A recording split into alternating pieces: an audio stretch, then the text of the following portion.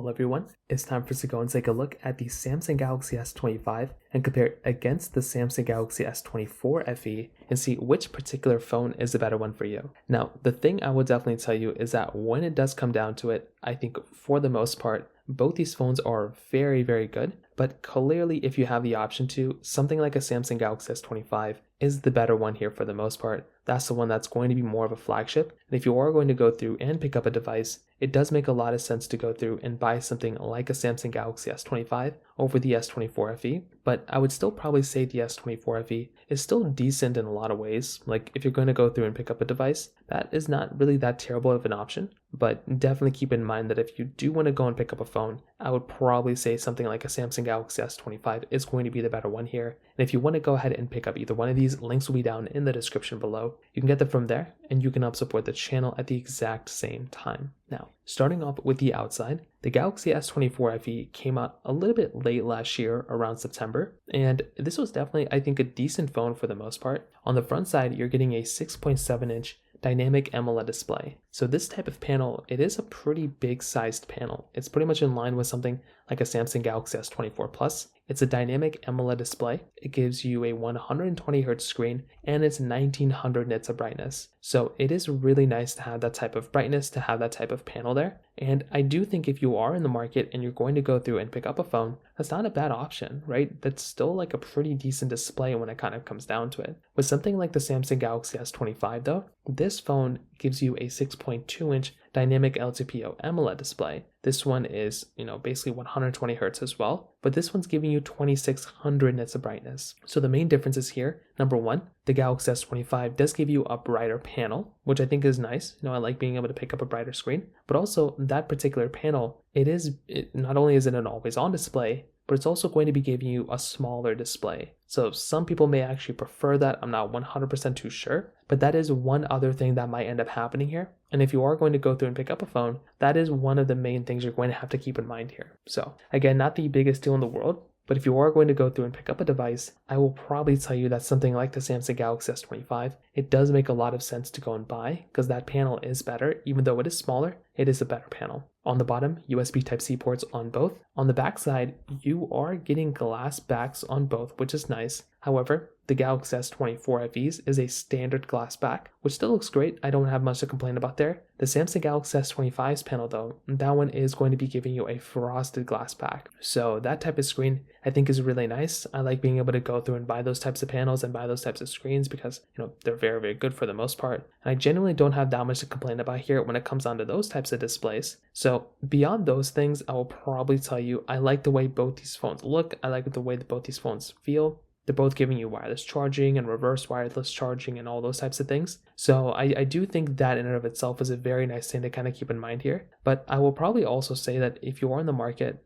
definitely the S25 I think is the better looking one. But there is one advantage for something like the Samsung Galaxy S25, the S24 FE here, and that is the price tag. The Samsung Galaxy S24 FE as of this point is basically going to be costing you around $419 on Amazon. Whereas on the Galaxy S25, that one just came out and that one's going to be costing around $800. So that one is probably going to be giving you a little bit of an advantage there when it kind of comes down to it. Like being able to go through and buy a phone like that at that caliber is actually going to be kind of a nice thing to kind of keep in mind there. And if you are going to go through, once again, and buy this type of phone, you're probably going to be getting like a pretty decent experience there when it kind of comes down to it. So I think from a price tag standpoint, that kind of covers it up there. Now on top of that, when it comes down to that camera side of things, right? Because it is very important to kind of look at the cameras here. Both these types of phones are going to be giving you triple camera setups. So there's not really any big issues there when it kind of comes down to it, because both these phones are going to be giving you a pretty solid experience when it does actually come down to that camera side. So they're both going to be giving you 8K capability on the back, 4K at 60 on the front. And like I said before, I do think if you are going to go through and pick up a phone,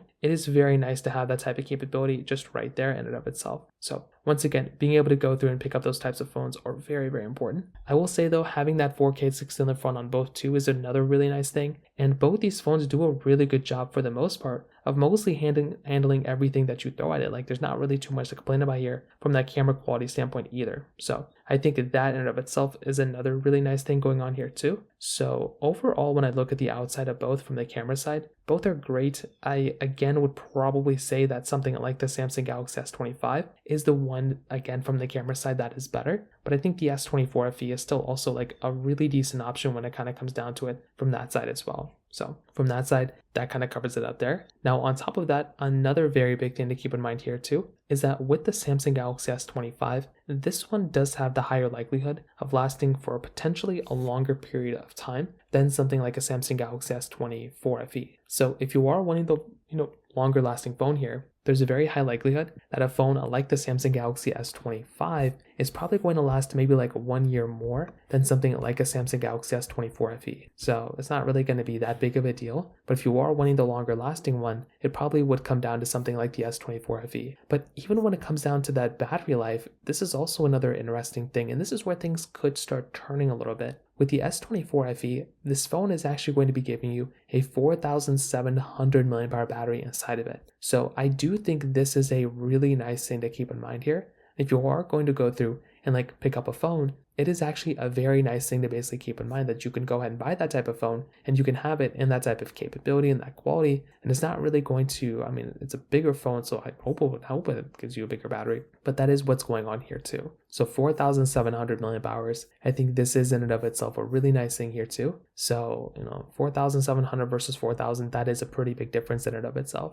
Now, on top of that, another very big thing to keep in mind here too is that with something like the Samsung Galaxy S24 FE, this phone inside of it is going to be giving you that Qualcomm Snapdragon 8 Gen. The Samsung Galaxy S24 FE is going to be giving you that Exynos 2400E chipset. I could have sworn there was a model with a Qualcomm chipset inside, but I guess not, with 8 gigabytes of RAM. Where the Galaxy S25 is going to be giving you that Qualcomm Snapdragon 8 Elite chipset inside with 12 gigabytes of RAM. Now, I will say, the performance of the Samsung Galaxy S25 is going to be very, very good. That chipset is top tier, but also that amount of RAM and everything inside of it is just so good. Like, that phone is going to be giving you an insane amount of capability inside of it. And I do think if you are going to go through and basically pick up a phone, that is without a doubt one of the better types of phones you can buy from a performance standpoint. That phone is going to be killing it. And once again, I do think if you are going to go through and pick up a phone, I want to be able to buy a phone like on the Samsung Galaxy S25 that's going to be giving me that type of capability there. On the Galaxy S24 FE, I feel like this phone, it's good and it's going to be giving you good quality and good capability for the most part, but I wouldn't really even think of that phone as being as the same level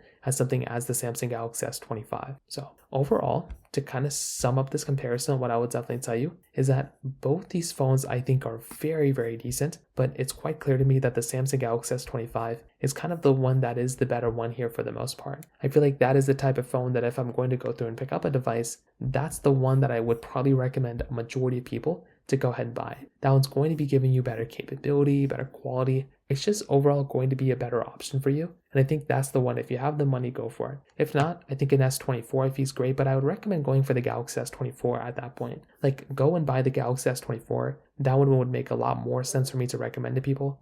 And that's just kind of how I see these two kind of holding up. If you have any other thoughts or questions, please let me know in the comment section below. Hit the like button, that would mean so much, but definitely hit that subscribe button. More importantly than everything else, I love every single one of you guys. Hopefully I'll catch you guys in the next video. Peace out till then.